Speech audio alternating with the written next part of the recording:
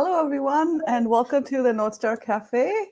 My name is Meenakshi Iyer. I'm your host and the founder and principal of NorthStar Solutions and Services, which is a boutique future work-oriented coaching, training, and consulting practice.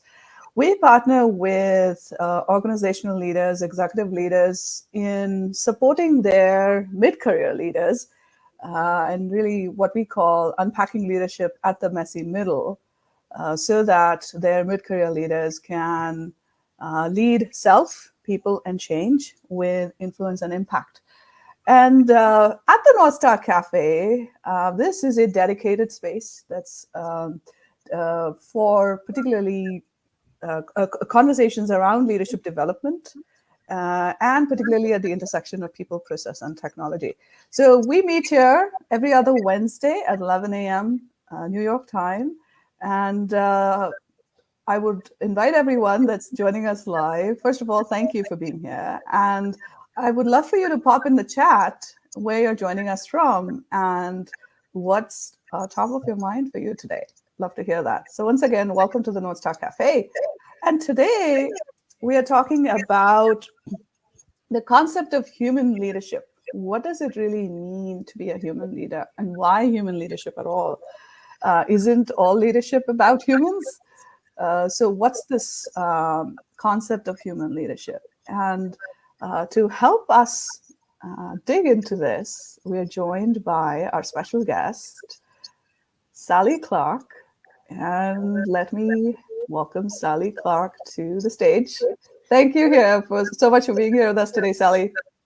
Thank you so much, Meenakshi. It's a delight to be with you today. It's great to be here at the cafe. Thank you. Thank you. And Sally joins us today live from the Netherlands. And Sally and I met just a few months ago on LinkedIn. And I think it was the research that you had put out, Sally, on the state of burnout, the report that you co-authored in 2022, right? That's right. Yeah, that was the start of it all. Yes. And we actually connected through another colleague and fellow coach, Paul Wynn, who's a co-founder of Medu. Yes, such an amazing person. I had the privilege of actually meeting her in person when I was in Australia in January, and it was just so nice to meet in person as well. That's fantastic. That's fantastic. Yeah.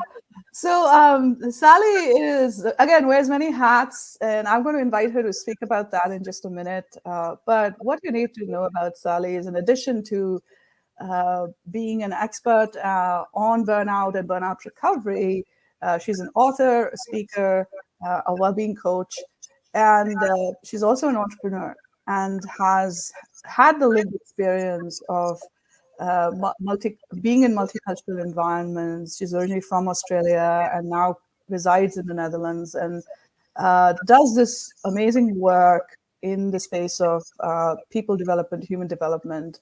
And it's very coincidental and interesting that your firm is called Human Leaders. So with that, I invite you, Sally, to tell us a little bit more about your professional experience and what got you to this concept of human leadership. Thank you, Meenakshi. Yeah, it's been a journey. So I started my career as a finance lawyer. I worked at one of Europe's top firms and sort of had obviously done a law degree and qualified as a lawyer, but hadn't particularly had a huge desire to go into practice. But this opportunity fell in my lap. And I ended up, after a few years of working very intensively there, having quite a serious burnout. I actually collapsed at an airport in January 2010, and which was my body's way of saying to me, stop. And so I did. And I was lucky enough to be able to quit my role at that time. I had enough savings to be able to sort of really stop and remember what matters to me and what's important to me and how I wanted my life and my career to look. And that was distinctly different at that time. So I actually trained as a yoga teacher, meditation teacher. I started leading retreats, and I spent some time in Morocco and the south of Portugal, where I was leading retreats and also centered around sort of personal growth, because I felt like these places that people were coming to go on retreats with me were so really lent themselves to an opportunity to delve deeper into who am I, what matters to me. And when we know sort of who we are more, that really helps our, empowers our healthy decision making. So I spent a few years doing that. I ended up traveling quite extensively and sort of teaching around the world. I spent quite a lot of time in California and Brazil, where my brother lives, back in Australia for a while as well. So it's been a very sort of international journey, as you mentioned. And then I moved back to the Netherlands about a year and a half ago, and was kind of at another juncture in my career, in the sense that I had started doing a lot of research into burnout. I'd actually written 2 books at that point, and was starting to research burnout as well. As you mentioned, I co-author the State of Workplace Burnout annual report with a couple of colleagues in Sydney. And it was very clear to me that, burnout really is, it's not the individual's fault. The causes of burnout are chronic workplace stress, and the causes of chronic workplace stress really are how our experience is at work. And I could see that there was really a gap, I think, in how we lead, how we think about leadership, how we're taught to lead, and how we need to lead to really empower human beings to thrive so that they can have sustainable, impactful careers. And it was at this juncture that I came into contact with an Australian woman, Alexa Sana, who is the founder of Human Leaders. And we hit it off immediately. I did a workshop for the Human Leaders group very early after its commencement last year, so January 2022. And at a certain point, a couple months later, she said, would you like to come on board as a co-director? And it felt like such an incredible fit and alignment. So I've been working with Alexis as a co-director at Human Leaders now for over a year. We lead trainings in sort of the capacities of human leadership, what it means to be human leaders. We also have our podcast, We Are Human Leaders. And I still do my burnout research alongside that. But I think almost everything I do at this point is really imbued with a human leadership lens. Yeah, fascinating. And thank you so much for sharing your story. And, I noticed a couple of things. One is the candor with which you shared your own personal burnout story, and the your launch off point, if you will, into this phase of your life and your career.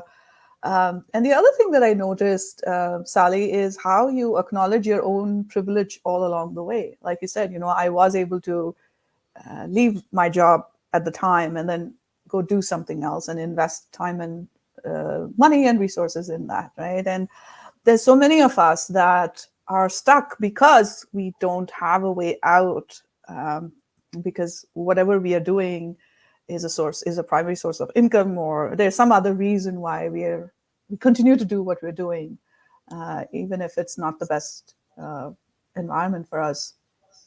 Yeah, thank you for holding space for that point, Meenakshi, because I think that is something that's often overlooked in a lot of the sort of, burnout research, is this, idea that if we know we're in burnout, why don't we just get out of the way of it? Why don't we just sort of, put ourselves in a place where we can heal and be safe? But for a lot of people globally, even when they have that realization of I'm not in a healthy place, my mental health is really, not in the best place it could be, but they have responsibilities, whether it's to their family or other sort of obligations. Student debt can be a big one. All these kind of these things that can put us in a place where we feel stuck. And that sense of feeling stuck can actually exacerbate the impact of burnout, which is why, for me, aware of the incredible privilege that I have benefited from, it really is a passion of mine to try to shift the dial so fewer people are getting to that point, and hopefully more people, have the support that they need to be able to start making even small changes to be able to reduce the impact that the chronic stress is having on them. So true. So true. So can we start by you sharing more about how you arrived at this concept of human leadership? I mean, when I hear the term human leadership, to me, that's a given. Like there's no other. I mean, what are we talking about? There's nothing. That's how everyone ought to lead, right? And I know that's super simplistic. I'm overgeneralizing, so I want to hear your take. Well, not at all, because I completely agree. I mean, actually, I'm biased, obviously, but I do think it is kind of the lens through which all of us should be leading. It's how our our approach to leadership should be. And human leaders and human leadership was developed, by Alexis through her research to really be a kind of an answer to the command and control style of leadership that we've seen in organizations, in politics, in our world, really for far too long. And both she and I independently, identified this gap that there is, and many others have too, that the way that framework of leading where all that matters is the bottom line, and almost this extractive approach to humans, the viewing of humans as human capital rather than human beings. This is not only is it bad for business, it's not sustainable, and it leads to poor outcomes for humans.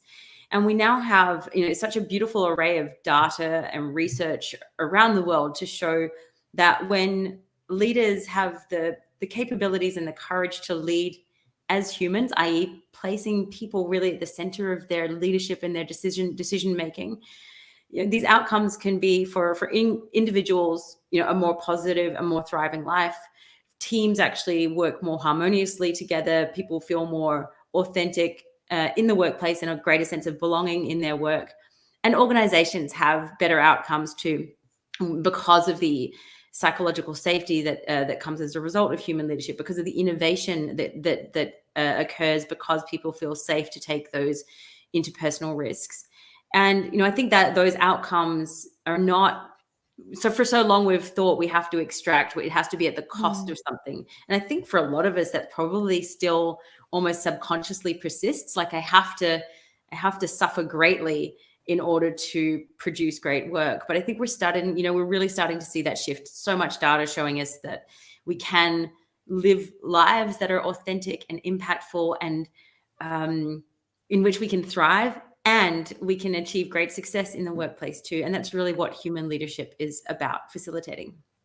There's so much to take in and process there, right? And I realize how simplistic it can seem, but there's so much in there, so many layers of nuance, if you will. A couple of things popped up for me. One is how you said that we have this sort of extractive mindset around this, and Sir Ken Robinson's work on that came up for me. I know he did most of his work in the field of education, but he would often talk about how the industrial era practices have taken over education, employment, and how we view these things, right? It's the no pains, no gains philosophy that we adopt. And the other thing that came up for me is how we are coming back. We're using modern day research to really come back to a lot of what ancient wisdom across global cultures have held true for millennia. Right? I want to hear from you more on that as I share that with you. Yeah, thank you. And actually, I think those are both beautiful points. And I think, it's to some extent, it is a challenge at times for leaders to really embody human leadership in a very capitalist sort of KPI driven world where we really think, those are the only metrics that count. And I think there's a shift now to see that we do have many ways of actually measuring other sort of outcomes. And we have evidence to show that teams and organizations actually financially benefit from a human-centered approach. And I think there's still, because it's so entrenched in us, this idea of we have to suffer in order to perform. There has to be some kind of, it has to be hard. And I'm not suggesting that all work should necessarily be easy either. It's not about that. There's always going to be discomfort when we're creating new things. But I think there is increasingly this shift towards understanding that it's the paradox, the and I can actually have a very beautiful, meaningful, fulfilling life, and I can achieve great things in the workplace. And that goes for me and for other people. And through sort of embodying human leadership, and I can tell you a little bit more about the sort of the framework, what that looks like, if you'd like, we can actually take active steps to create that kind of environment for ourselves and for others in our workplace. Absolutely, absolutely. And I love that it's this and it's not an either or. And we are so used to that sort of either or mentality, particularly in the world of work and business. And I see that parallel in coaching as well. So in professional coaching, you really look at a generative mindset, right? So you're looking at this and that, and considering different options and perspectives. Um, Before I go on to the next question, I wanted to ask you: is there like I don't know, a one-line definition for human leadership by any chance? Sure. Yeah. So, and if you don't mind me taking a few minutes, or at least a couple minutes, I'd like to explain a little bit more. Yeah, absolutely. Cool. So the way we define human leadership is it's a methodology for living, working, and evolving as your authentic self, so that you can have meaningful impact. We have a beautiful framework, and everyone who's listening, we can make sure that we can get an ebook to you after this session if you'd like to learn more about the human leadership framework. But it's made up of 3 core pillars, and they actually align very interestingly with something you mentioned in the introduction, Meenakshi, which is beautiful to me: self-leadership, leading others, and radical responsibility. The way that we frame this is, human leadership really starts with the self-leadership. So quite a lot of work on ourselves. It involves building our internal self-awareness, building emotional wisdom, and developing our sense of agency, what we can and cannot control. And so these components work together to put us in a position where we have a high level of self-awareness, who we are, what matters to us, and then this is obviously also an ongoing journey. For me, certainly, I think for most people, it's a continuous process of making sure that we're tuning into our emotions, that we are identifying where we have control over a situation, where we don't. So it's really a process we go through. Self-leadership then naturally leads to this idea of leading others. So this means, having awareness externally also of how our impact, whether that aligns with our intentions towards others. It's about having mindful communication. So developing the communication skills to make sure that we're building and nourishing really healthy interpersonal relationships, and cultivating connection, because connection is such an important part. It's a basic human psychological need. And it's one that really, when we have that in the workplace, it really works wonders in terms of our sense of belonging and authenticity, and also our engagement. When we feel connected at work, it becomes a place we really want to be, whether that's a physical, remote, or hybrid place.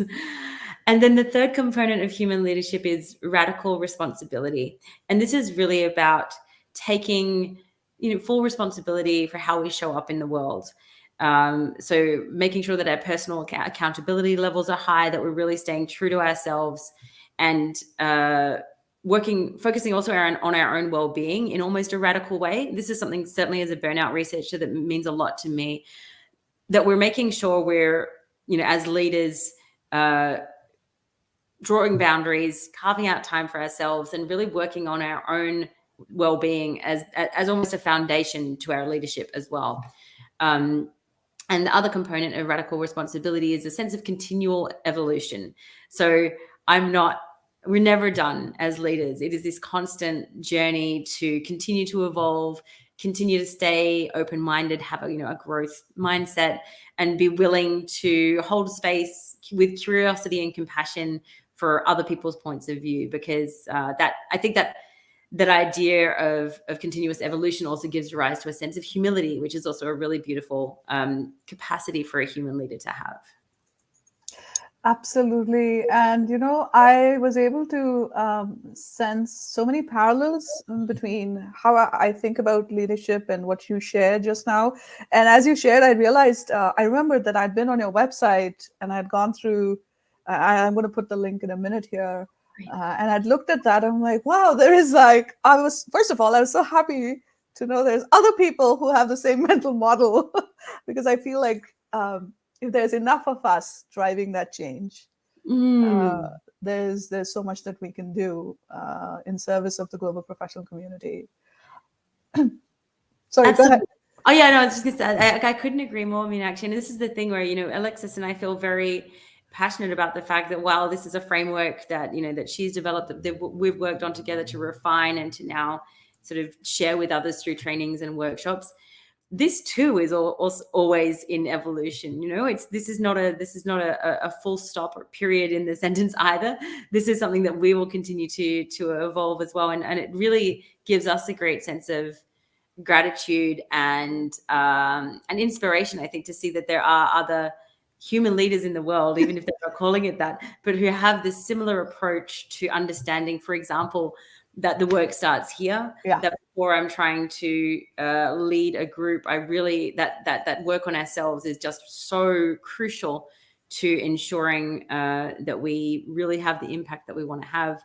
And I do love that little bit of spice of the, you know, the radicality also of responsibility. Yes. That there's something a little bit fierce, a little bit of a sort of an empowering energy that I think we drive through that. So it just makes me really happy to hear that it resonates for you too. Yeah, absolutely. And I just put the link to your website here, and I'll add it to the show notes later as well. Something else that you talked about belonging, right? And I was attending this webinar by Gallup yesterday where they were sort of unpacking their State of the Workplace report of 2023. And one of the statistics that they shared, and I'm looking at my notes here, they shared was around engagement, which is different from employee satisfaction. I want to throw in that caveat there. But this is with regards to engagement in relationship with location of work, as in, is it in person or hybrid or remote?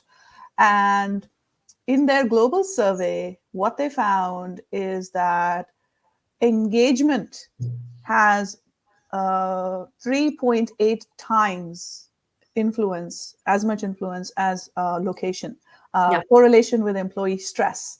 So it had nothing to do, well, I can't say that. It had little to do with whether you're remote or in person, but 3.8 times more to do with how engaged do you feel with your job at your workplace as a whole.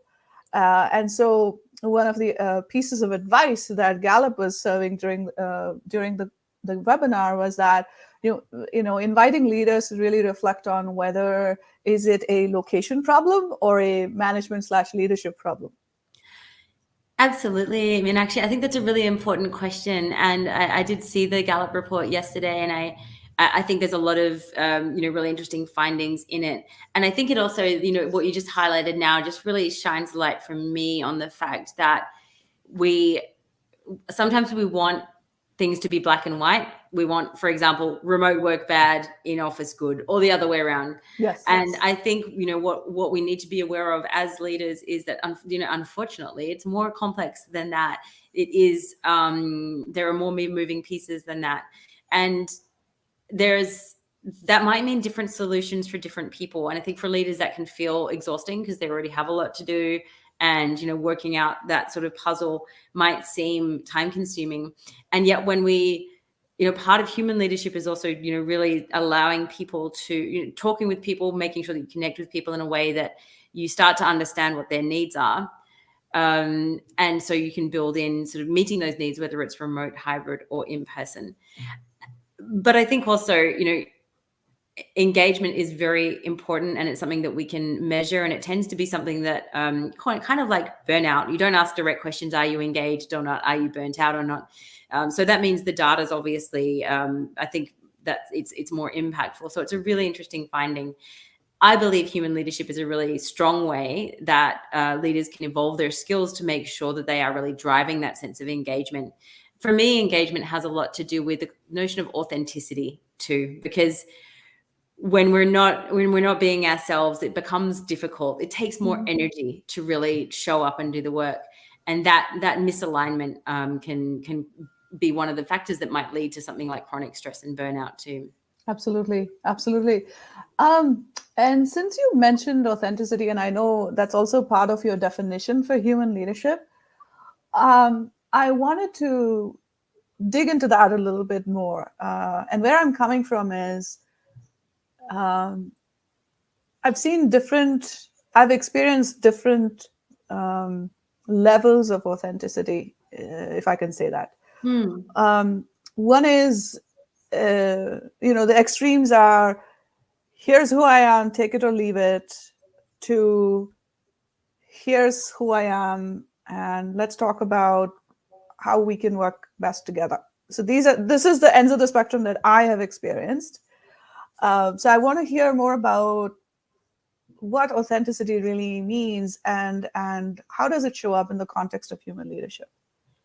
Yeah, that's such a great point. I'm glad you raised that, Meenakshi, because I think I saw a post by, it might have been Susan David, quite recently on LinkedIn, sort of outlining that authenticity is not, it's not a license to be, I can't think of a word that's not a swear word. It's not a license to be cruel, to be to lack compassion. It's not sort of this standalone, I'm authentic, so I can be, I can just steamroll over you. You just have to suck it up because that's just how I am. It's certainly not that. I think authenticity in its sort of true nature is actually more of a, and this might seem a bit weird to say, but it's almost more of a spiritual experience. It's more something that actually brings us closer to our soul, for want of a better word. And so it means, I don't think we can actually speak to our authenticity without doing a lot of the self-leadership work, that component of human leadership. So really building your internal self-awareness, your understanding of self. And so, knowing what your values are, what your priorities are, understanding the wisdom of your emotions and tapping into that, and getting a really clear picture of who you truly deeply are, what matters to you. And that then gives you, that really empowers you with a framework then for making decisions that help you stay aligned to that authenticity. And it can take a while. I think this is also, it's not a one and done sort of, a 1 hour session and you'll have complete awareness of who you are. But I think that sense of authenticity, through knowing self, through understanding self, is naturally aligned, for every human being with compassion. And once we embark on that journey of self-leadership, I think a lot of those leaders who might have been difficult and just like take it or leave it, when they really genuinely start to do that work, they start to drop a lot of that behavior, because that is actually inauthentic to who their true sort of, almost like I said, that almost soul level self is. I love how you tied authenticity, one, action, and two, to practicing self-leadership, and how that doing that inner work can actually lead us to being our true authentic selves. Yeah. I love that. Thank you. No worries. And I think just from my own experience, Meenakshi, one of the reasons that I went through burnout, I believe, is because I didn't know who I truly was. I'd never asked myself that question. What are my values? What matters to me? How do I want my life to look? And then I realized, through doing that work, once I had that sense of who I was, and I hope, people are watching, I'm putting my hands sort of right in the center line of who I am. So this center line of me is my authentic self. When I start to do work that's out, further away from me, that takes energy, that costs energy, that leads to burnout. So it's by bringing what I do, how I spend each day, as close as I possibly can back to that aligned, authentic self. It means I have more impact, I experience more joy and more calm, and ultimately avoid burnout as an outcome. I hope that makes sense. Absolutely. And it was such a beautiful demonstration. And I love the visual that went with it. And I want to take a moment here to welcome everyone who's just joined us. And I want to let you know that if you've just joined us, we are talking to Sally Clarke at NorthStar Café.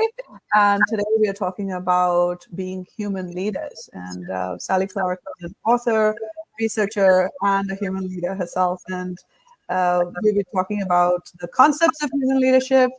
And we also shared the link to the website, wearehumanleaders.com, just now. And the two pieces that Sally just shared with us around self-leadership, leading others, and radical responsibility. Those are the core elements of the human leadership framework. And Sally, I was going to ask you, and you've already answered that, what's the impact and what is the need for human leadership in the way the world of business works today. I do want to ask you for if there's any sort of examples that you can share from the work that you've done so far, where you've seen that visible sort of transformation. Yeah, absolutely. I can give a couple, I mean, actually, that might be helpful. One is, I think, one group that we've worked with really, I have not so many examples that are coming up right now. I'm going to try and focus. One is the what we call empowered agency, which is a component of self-leadership, one of the pillars that you mentioned. And I think one of the things that we see really resonate with teams, with individuals in the training that we give is this sense of delineating between what's within our control, what isn't. So agency as that kind of, what can I take action to impact, and what is simply beyond the realm of my control. And sort of leading groups through that practice of identifying, taking an example, identifying what I could have controlled, what I couldn't, based on that, what I need to stop stressing about, because I'm stressing about things that I really can't control. But I'm also maybe overlooking some opportunities in things that I can control to change the situation. So that reframe can be really empowering, sort of driving behavioral change for teams and for leaders. And I think another component of it is the sort of mindful communication practices that we share as well. There's a lot of talk, within organizational psychology, and even just generally on LinkedIn, about things like, communicating with empathy, active listening. And I think sometimes there's this kind of assumption that leaders should just know how to do that, and you should just know. And what I find really impactful in human leaders is when we bring those aspects of the model to people and start to practice them, and they see that shift and that difference in experience that they have, for example, in active listening, and that the person to whom they are listening, really has a significantly different experience as well.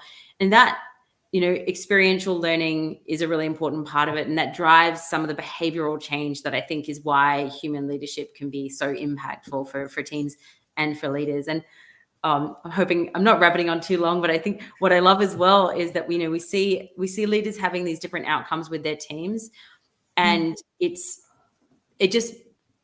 I also see the joy that it brings them to be leading in a different way. And that's something that personally is very meaningful for me, to see that change almost in, oh, wow, I can, by just tweaking some of my behaviors and bringing more awareness to the impact that I can have, I'm having a really profound impact on people's lives. And I think sometimes as leaders, we can overlook just how positive our impact can be on the people around us.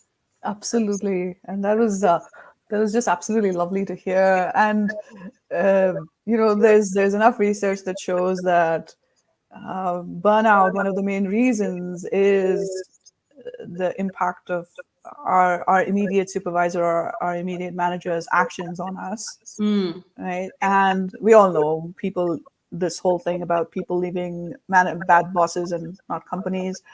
But I think that, and this has been my personal experience as well, that in remote or hybrid environments, I think that the leader can sort of make or break the individual's experience in the workplace. And there's a whole another level of interaction and engagement that's required to ensure that the individuals are able to do their best work, right? And the managers and leaders have such a big responsibility on their shoulders as well. Exactly. Yeah, I completely agree. I mean, actually, this is something that I think we have this awareness that this is, particularly in those environments, how much impact leaders can have.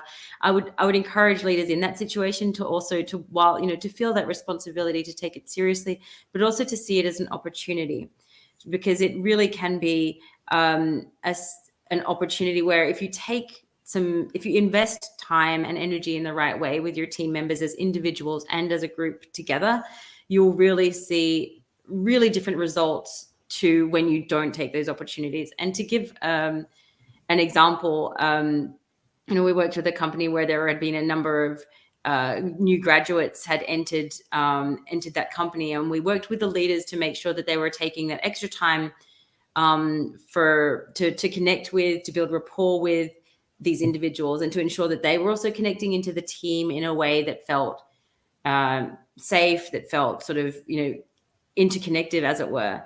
And I think that's particularly important to keep in mind with these particular graduates. They had actually graduated at a time when the pandemic was still kind of at its height, meaning they were coming into a workforce that was hybrid but mainly remote, as their first work experience. And for me, I can't tell you how, it blows my mind thinking back to my own early career, how I took for granted that I could go out with my colleagues and socialize with them in person, and that was just the norm. And that was a very, I was in my 20s, so I was a lot more social than I am now. So at that time, it also meant that that I fostered those connections through simply being a human at work.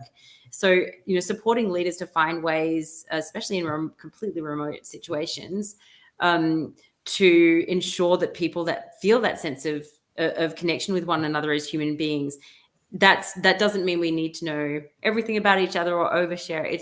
But it can mean just taking that little bit of extra time to understand who is this person, what matters to them, what might their weekend look like, what might be their goal for their next year to year, 5 years, whatever it is. There's an array of different ways we can create these connections and foster them within the team as well.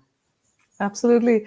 And it occurred to me again, and you had shared some questions earlier as well, and I was like, wow, those are such great coaching questions, right? What drives you and what matters to you most? And I think that if leaders can connect, and I think we as human beings, not just leaders, can connect with one another at that level, there is so much more scope for building on that. Absolutely. I mean, actually, I think that's one of the things that we see as outcomes in, for example, the retreats that we've led for companies as well, that there is this sense of the person behind the colleague that is so important for us to be aware of. And I think it's also, I'm a talker, as you can tell.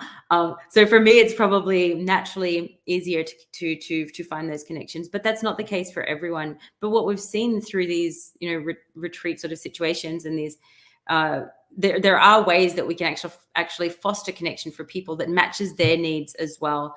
So, really bringing that skill set to facilitate a space that becomes safe through experience. Announcing that a space is safe it's not enough. We really, as leaders, we need to be taking the steps, and building that, taking the time to build that, foster that sort of environment that allows people to feel like, oh, it is actually okay for me to be myself. I can actually bring this aspect of myself to work, and maybe I don't even need to announce it, but it can be there as part of who I am. I love that. I don't have to announce it, but I know that I can bring it and not have to explain or answer questions around it, right? That's fantastic. And that's, I think, such a beautiful way to explain the psychological safety, to describe psychological safety. That's fantastic. Thank you. My pleasure. Go ahead. I didn't mean to interrupt you, Sally. Oh, no. I think that was kind of the point that I was making. So we're all good. Okay, cool. Well, as we begin to wrap up our conversation, I cannot but talk about technology and AI, and apparently no conversation is complete if you don't mention AI. So, but I really want to understand your perspective on the world that's becoming increasingly technology driven, even our human interactions, such as communication, for example. It's been technology driven for a while, like emails and instant messages and Slack and whatnot, but it's becoming increasingly so because we're doing so many things asynchronously, like onboarding, for example. As you were talking about the group that you supported, I was thinking about, so much of the onboarding is all virtual, and there's so much of use of technology in that as well. So how relevant and important is human leadership? And part two of that question is, what are some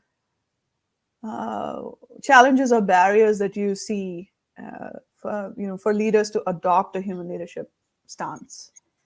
Yeah, oh, such fantastic questions. And we might need to have like a 17-part sequel because I feel like this is it's an interesting, it's a fascinating realm. It's also one that I'm gonna say up front, like most people, I don't have the definitive answers on this. This is purely speculative.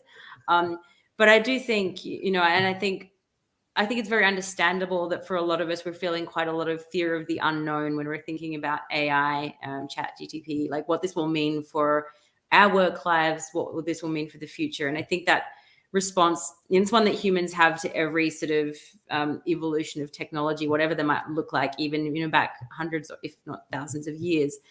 And I think two things. One is that human leadership through this phase of the evolution of work is more relevant potentially than ever, that it's very important for us, I think, as humans to consciously step into being people-centered so that we can really enable our decisions around technology and how it's used to facilitate and uplift human contribution and impact rather than allowing it to be undermined or overridden. And what I mean by that is, I think, for example, there's potential for AI and ChatGPT, these kind of things, to be used in ways that actually allow humans to get more closer to the work that they really want to do. We can automate a lot of the sort of bureaucratic, perhaps administrative processes that then free up time for people to be actually doing deeper work, for example. And this depends a lot on, what field you're in as to whether that applies. But it is something that I know in my work with the Work Time Reduction Center for Excellence, where they're looking at, helping companies shift to reduced working time, if perhaps a 4-day week. That these are technologies we can use to facilitate that, so that it's less of the drudgery and more of the meaningful work. That's a big generalization, and I'm probably speaking more about sort of professional services than the broader realm of industries. But I do think, while it's important to be critical of developments and stay aware, I guess, of how things are shifting and unfolding. I call myself a realistic optimist. So there's like bringing that very realistic lens to it. Like, I'm not just going to blindly trust everything that's happening necessarily. I'm also a former lawyer, so there's that. But being able to see how can we use this technology in a way that enhances our humanity, that enhances our ability to actually be even more human, as it were, in the workplace, and really up-level our human leadership to be even stronger, so that those connections are stronger, so that our time is more impactful, intentional, and effective. And I know it's probably not going to be an easy road. There's going to be a lot of gray area as this unfolds, but I think, now more than ever, we really need to lean into our humanity and stay connected and stay on this journey together, as it were. Absolutely. I love what you said about using technology as a way to get closer to the best work that we can do as humans, right? And that's a fantastic way to look at it. What are, in your experience and in the work that you do, what do you see as like the top 2 or 3 challenges for leaders to adopt this comprehensive style of leadership?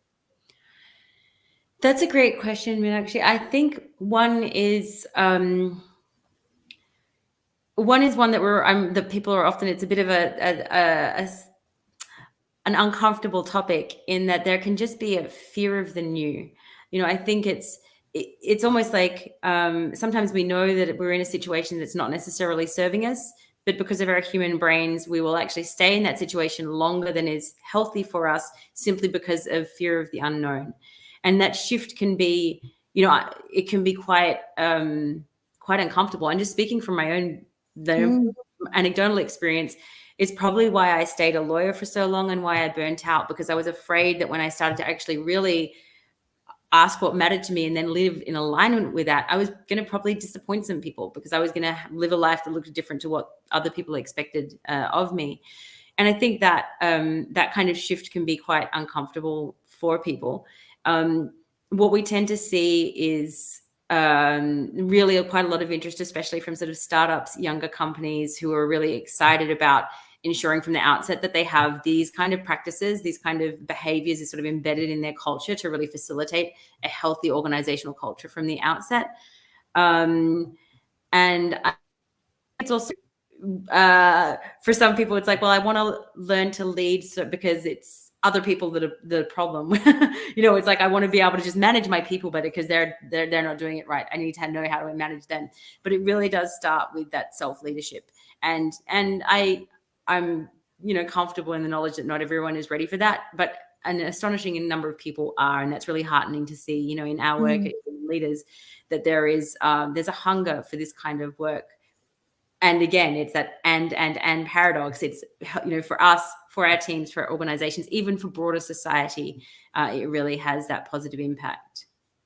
Absolutely. That was lovely. And I loved how you shared the 2 or 3 challenges that you see. So I heard at an individual level, it's personal discomfort around learning something new. And then there's also can be this generational impact on some generations wanting to adopt it far more easily than others. And the hard work that it takes to really do that inner work from a self-leadership standpoint. Yeah. This has been absolutely fantastic, Sally. Thank you so much. And before we end, what parting words do you have for leaders, and particularly mid-career leaders, since that's who I love to work with? So I'm being a little bit selfish here. No, not at all. I'm right there with you. So this resonates. If I can say 2 things. One, as a burnout researcher, yourself. Number 1 priority, make your health your number 1 priority. That is key to your leadership and to your life. That really needs to be focus. Sorry to get bossy on you. And the second one is to remember that we are human first and leaders second. So, that means that I honestly, this journey as a human and as a leader is a real privilege in itself. So really recognizing your own humanity, starting to lean into that as a leader, and then allowing others to do the same. That was fantastic. And I have to make notes here. So the first one, focus on your own health. And the second one is, I love that. You are human first and leader second. That is just, to me, that sums it up. Being a human leader. That's it. I think you should trademark that. Thank you. I think it's a tagline at the moment, but I might bump it up further up the website so people are seeing that. Yeah, that is fabulous. Thank you so much, Sally. And I just realized that the last conversation I had. So there's another live stream space that I hold, and it's called Exploring Intersections. And so the last episode of that, I spoke with a fellow coach and friend, Sarita Bell, and we explored the intersection of leadership and coaching. And so several of the pointers that you shared, they overlap with what Sarita had shared as well. And one of the things she had talked about was the importance of listening for a leader. And that came up in our conversation today as well. And next week, in the next episode of Exploring Intersections, I'm actually talking to another well-being coach and organizational change management expert, Angelina Bears. She's based here in the US. And we're looking at exploring the intersection of physical and mental health. And as I sit back and look at these 3 conversations, I feel like they dovetail into each other so beautifully. And I'm so grateful for that.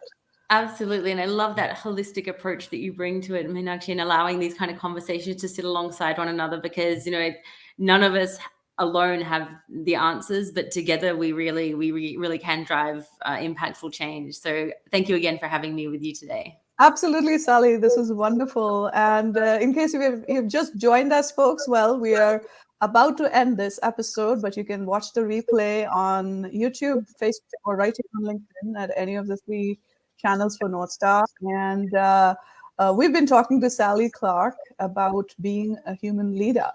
And we would love to hear from you. So share with us in the comments what stood out for you, and what is the one thing that you can do starting today to be a human leader. which, as Sally just beautifully summarized for us, is being human first and leader second. So, with that, I want to thank you all for your time. Thank you, Sally, so much for being with us today and sharing your wisdom so generously. Until next time, take care and be well, everyone. See you soon.